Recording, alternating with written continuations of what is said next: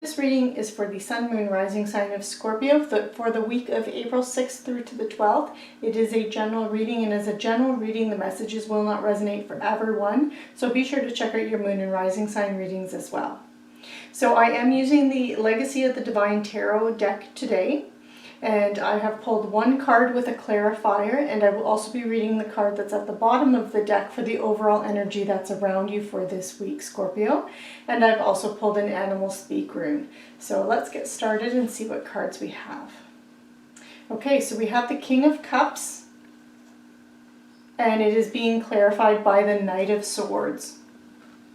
Okay, and then at the bottom of the deck we have the, So we have the Three of Wands at the bottom of the deck. So I'll just hold that up so you can see that a little bit. So the Three of Wands, and your animal speak rune is the crane. And the crane is about you safeguarding yourself, protecting yourself. So the overall energy for the week for you, Scorpio, is that of the Three of Wands.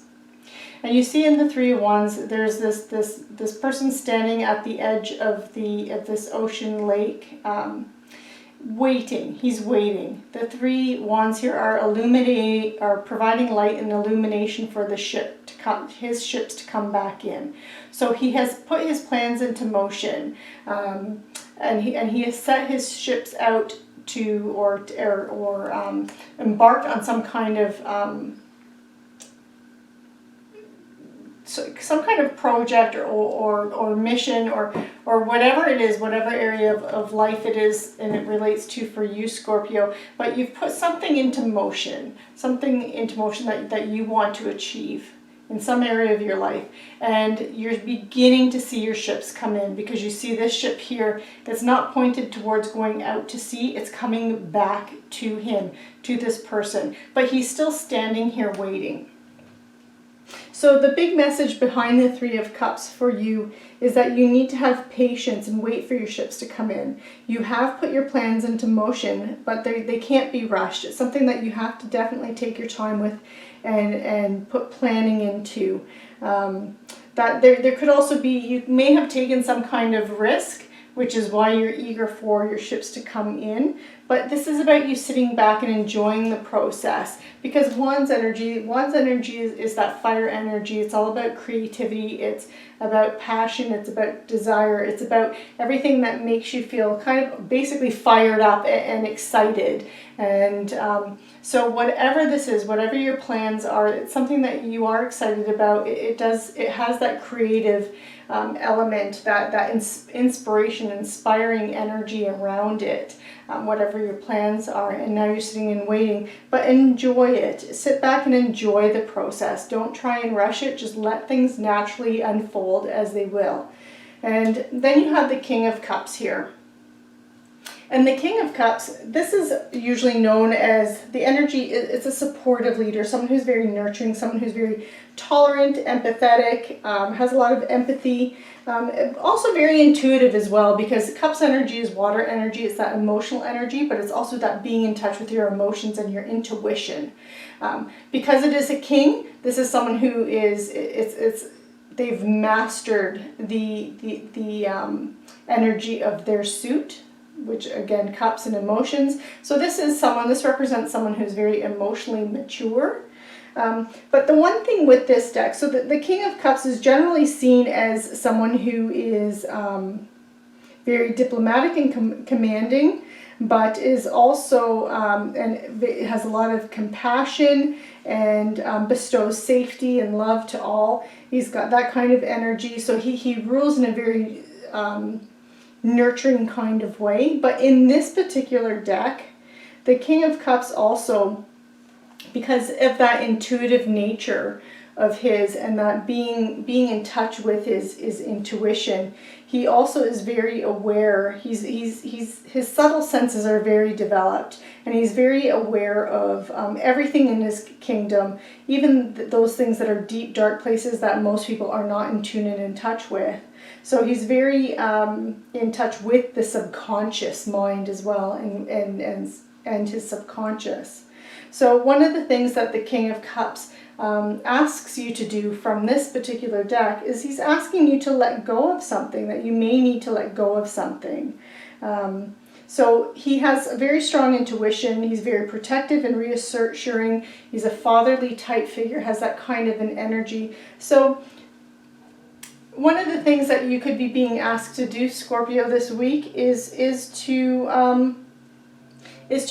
kind of go within and go within in your subconscious and let go of something. Like if you and I'm feeling, because you have this overall energy of the Three of Wands, and the Three of Wands, one of the things with it is about being patient and, again, waiting for those ships to come in.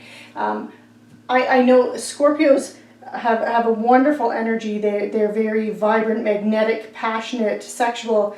They can be prone to extremes, so a kind of an up and down energy, but they can also be very, have a bit of a controlling nature, because of their obsessive tendencies that they can sometimes have. And that can kind of lead to a bit of their own self-destruction in a way. And so this is what I'm feeling, that this King of Cups is asking you to go within your subconscious mind and kind of dig up any of the energy that might not be serving you for this particular endeavor or plan that you've put into motion, that you have to be patient for, because of a controlling, the controlling side of Scorpio, that you can't control this situation. You have to let it unfold as it's going to unfold. So I'm feeling like there's a little bit of a lesson here for you to let go of that, to let go and release that need to maybe try and control that situation, to let it unfold. And so there's a little bit of a release here for you with this King of Cups, and it's being clarified with the Knight of Swords. And the Knight of Swords, this is someone who is it can talk about a lifestyle change, and a lifestyle change coming in for you. This is very fast action, though. It's a very fast action oriented kind of card, the Knight of Swords. But this is also using your intellect, using your, because the Knight of Swords is a champion of the mind. He's very fast action. He is he comes in like a tornado. That's his energy. It's like fast like that. And but he does have a very sharp mind, and he's very idealistic and very clever, and analyzes everything. And I feel like this is so one of the things in tapping in with your subconscious and finding something to release. It's also you replacing that with like if this was to translate into a control thing, or letting something like that go, so you can allow this process to unfold with this Three of Wands energy, then this would be you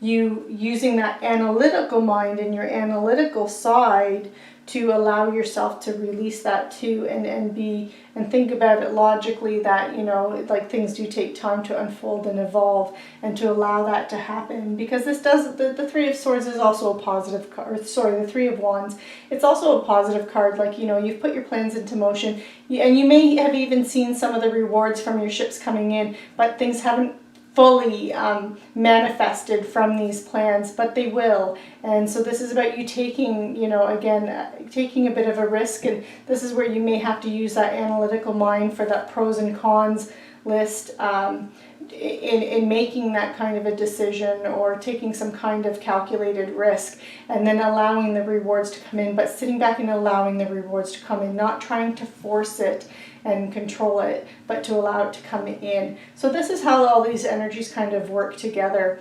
And then you also have the crane here as your animals speak rune. And the crane, this is about you safeguarding yourself, protecting yourself.